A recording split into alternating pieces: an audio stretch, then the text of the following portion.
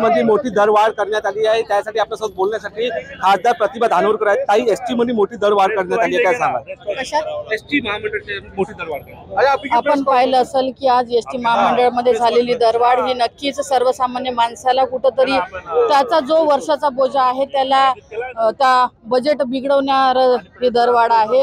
आज सामान्य माणूस जो रेग्युलर एसटीनं प्रवास करणारा आहे, आज परिवहन विभागानं काढलेला हा GR केलेली दरवाढ ही नक्कीच सर्वसामान्य माणसाला न परवडणारी आहे।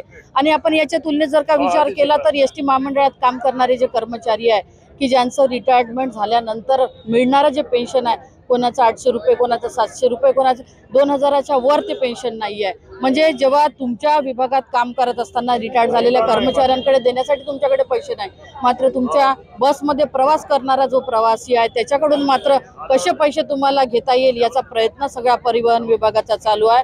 आज महाराष्ट्र शासनाच्या माध्यमातून केलेली ही दरवाढ ही सर्वसामान्य माणसाला न परवडणारी आहे। हा झालेला निर्णय कुठेतरी चुकीचा निर्णय आहे आणि तो निर्णय लोकांनी मागे घेतला पाहिजे, कारण सर्वसामान्य माणूस ज्याचं बजेट अत्यंत कमी पैशाचं आहे तो फक्त महामंडळाच्या बसनेच प्रवास करतो, त्याला वैयक्तिक गाडीने की प्रवास करणं हे परवडत नाही। त्याच्यामुळे या दरवाढीत जेवढी कपात आपल्याला करता येईल ते प्रामुख्याने केली पाहिजे।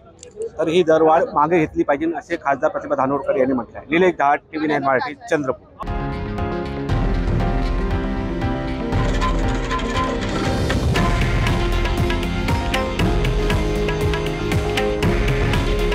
हे आहे देशातील नंबर 1 न्यूज नेटवर्क आणि आपण पाहत आहात TV9 मराठी। काळजी तुमची, हित महाराष्ट्राचं।